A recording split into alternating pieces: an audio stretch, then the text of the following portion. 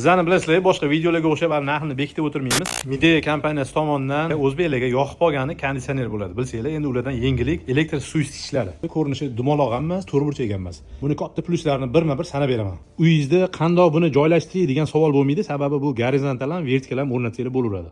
Hamma yengilliklardan ko'ra menga eng ko'p yoqqan yengilliklardan bittasi aqlli bitta funksiyani qo'shib qo'yishibdi. Ya'ni sizlar ertalab, obedda, kechqurun suvi, issiq suvni ishlatishingizga qarab turib bu eslab qolar ekan. O'sha zapominание bo'ladi. O'sha vaqtida sizlarga suvi issiqligini yetkazib turadi. Bu ertaga sizlarga konditsionerni pullarni iqtisod qilishingizga yordam beradi. Bundan tashqari timer funksiyasi bor. Buni o'zingizlar xohlagan timerga qo'yib turib ham isitsanglar bo'ladi. Eng zo'r funksiyalardan bittasi bakteriyaga qarshi kurashish funksiyasi. Suvi harorati 80 gradus darajaga yetganda ko'plab zarar keltirib chiqaruvchi mikroorganizmlarni o'ldirar ekan. O'zi rejimga qo'yib turib, ora-chorada shunaqa bakteriyalarni o'ldirib turadi. Teri kasalliklari va turli toshmalar toshishini oldini oladi. Boost degan funksiya ham qo'shilibdi. Boost degani bir paytda o'zida suvni 1 ta, 3 ta smesitallarni yoqib qo'yadigan bo'lsangiz, o'shanga qarab turib, moshinroq qilib isitib beradi. Yana katta pluslardan bu A kategoriyada A da kelgan bu. Eng yuqori samaradorlikda ishlaydi bu. Bizlarni bilasizlar, boshqa videolarga o'xshab narxini bekitib o'tirmaymiz.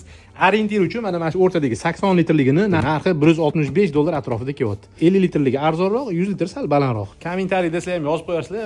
Oxirgi marta shu 80 litrli olgan suv isitgichni narxini yozib qo'ysanglar, biz ham xursand bo'lamiz. Vodonagrevatel olmoqchi bo'lgan o'rtoqlar shu videoni jo'natib qo'yinglar. Kommentariyda gaplashamiz. Sog' bo'linglar.